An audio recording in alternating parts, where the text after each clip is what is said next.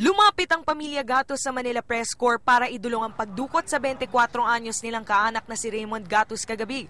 Dinampot siya umano ng 3 lalaking nagpakilalang pulis sa Roa Street sa Sampaloc. Ayon sa kapatid ng biktima na si Eddie Gatos, nakatambay si Raymond sa kalsada nang bigla na lang may 3 lalaking bumaba sa isang gray na crosswind na may plakang PPI 935. Hinawakan ng biktima sa balikat, tinutukan ng baril at pwersang ipinasok sa sasakyan.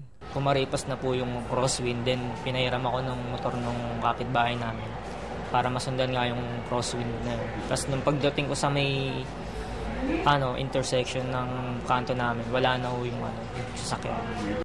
Walang ideya ang pamilya Gatos kung ano ang atraso ng kanilang kaanak o kung may kaaway ito. Personal na sinuyod ng pamilya ang Camp Karingal, Manila Police Station 4 Sampaloc at iba pang kalapit na presinto para hanapin si Raymond. Ngunit sawi silang makita ang binata. Sinubukan ding tawagan ang cellphone ng biktima pero pinatay ito ng nakasagot. Kung police po, dapat po nagpakita sila ng badge at nakatunayang pulis nga sila. Dapat nandito na-turnover na po sa presinto. Lahat ng presinto na lubog na namin. Wala ko kami nakikita. Malaki ang takot ng pamilya na posibleng maging biktima ng summary execution si Raymond. Panawagan nila, ipagbigay alam ang anumang impormasyon tungkol dito sa pamamagitan ng pag-text sa numerong ito. Tumangging magbigay ng pahayag ang MPD General Assignment Section tungkol sa kaso. Lynn Olivarian, News 5.